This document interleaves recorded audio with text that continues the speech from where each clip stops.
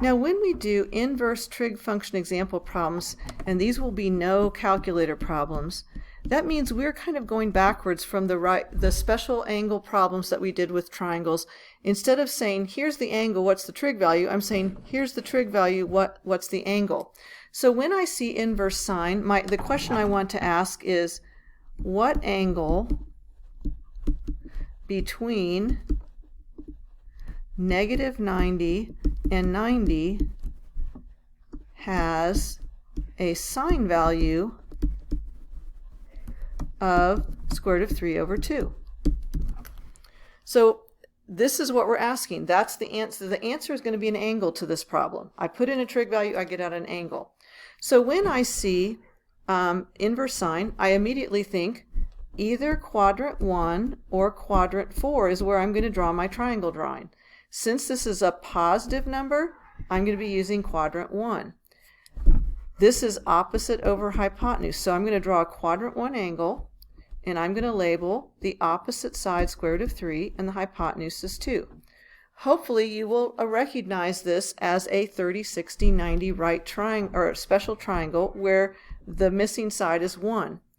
Remember, opposite 1 is the 30-degree angles, opposite the square root of 3 is the 60-degree angle. So this is a 60-degree angle. So the answer to this question is, what angle between negative 90 and positive 90 has a sine value of square root of 3 over 2 is 60 degrees.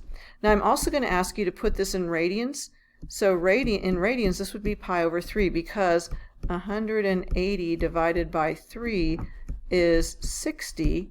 And 180 is pi, so that means 60 would be pi over 3. So the answer to this is 60 degrees or pi over 3.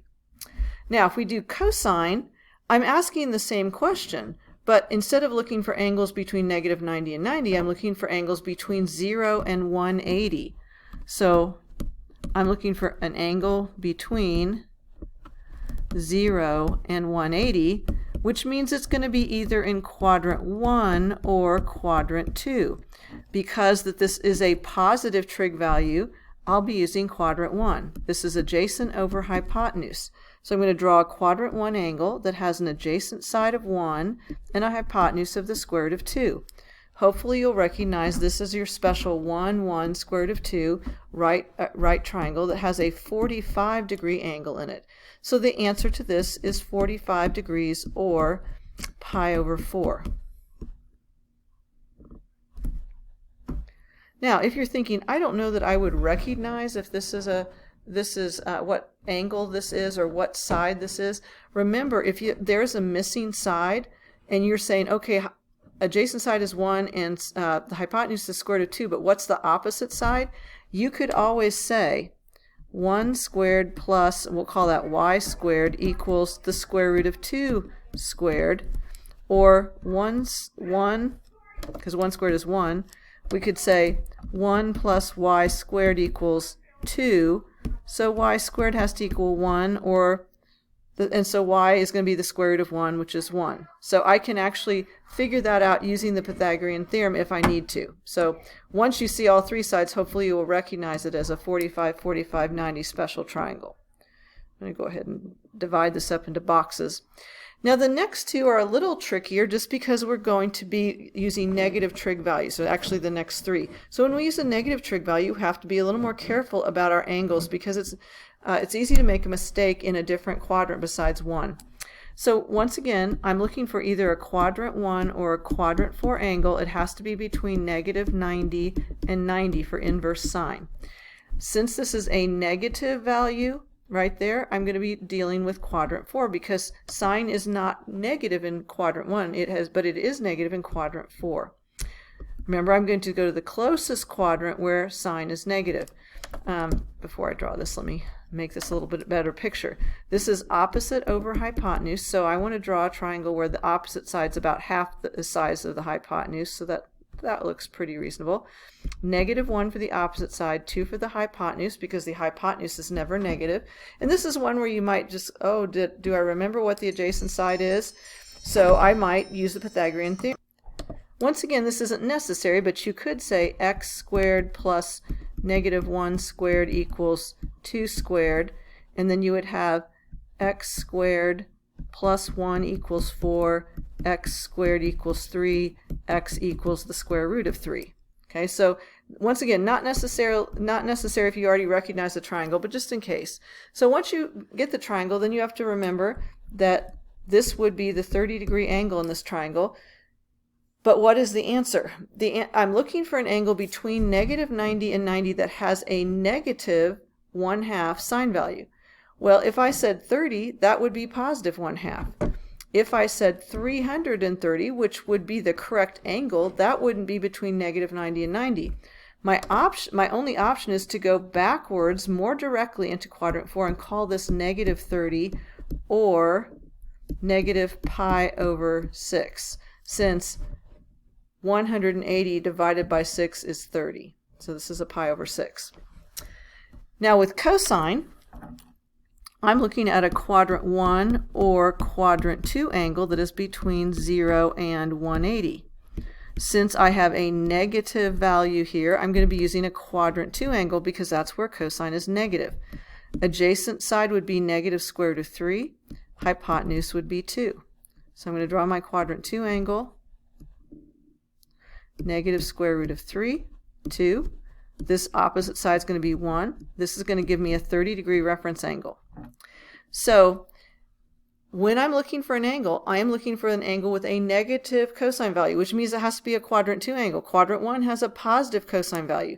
So I'm looking for this angle here, which would be 150 degrees.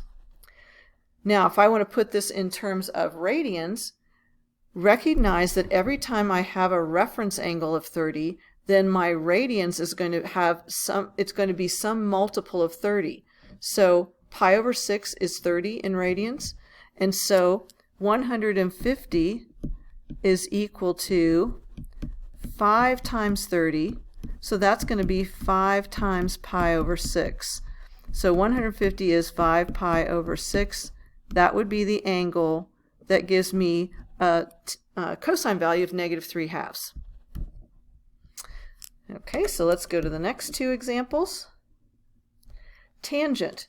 Tangent has to be a quadrant 1 or quadrant 4 angle between negative 90 and 90. We have a negative trig value here, so we're going to be going to quadrant 4. We're doing opposite over adjacent here. So the opposite side, oh, I'd made that too big. Let me try to make this triangle look a little better. We're actually looking at the same triangle that we did in the example directly above in example 3. The opposite side is negative 1. The adjacent side is the square root of 3. The hypotenuse is 2. This is a 30-degree reference angle. The angle can't be 330. It has to be a negative angle between 0 and negative 90. So this is negative 30 or negative pi over 6. What if we have inverse tangent of 1? Recognize that this would be opposite over adjacent.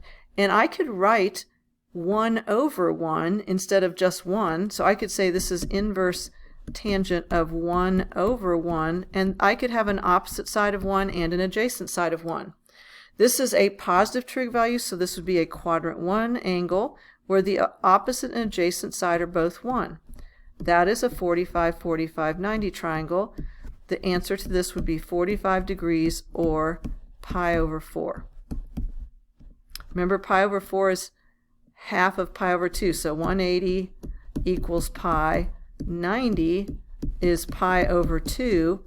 Half of 90 equals 45, which would also be half of pi over 2. So that's where the pi over 4 comes from. Just a reminder of that. Okay, last two examples. We cannot draw a triangle for these. Here we want to know is what angle between negative 90 and 90 has cosine equal to 0. Okay, it's not great notation there, but I wanted to fit it in a small space.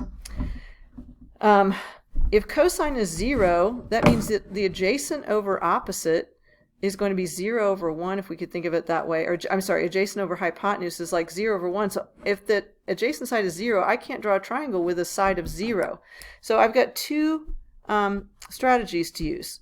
One is I could remember that on the unit circle, when the radius is equal to 1, the x-coordinates are my cosine values, and the y-coordinates are the sine values.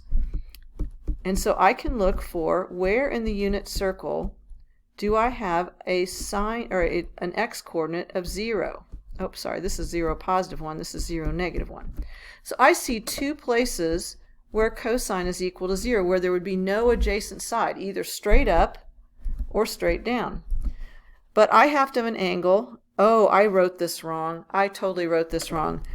Hopefully you guys are recognizing this was a mistake. The angles I use for inverse cosine are 0 to 180, not negative 90 to 90. So which one of these has cosine equal to 0? So if I look from 0 to 180, the angle that has a cosine equal to 0 would be 90 degrees. So the answer here would be 90, or pi over 2. Now some of you prefer the strategy of looking at a cosine graph. So if we looked at a cosine graph instead, we're looking for where does cosine equal 0, at what angles. So here's a place where the cosine value is 0, and here's another place. If we mark off these angles, this would be 0, 90, 180, 270, 360. So this would be 90 degrees. This would be 270.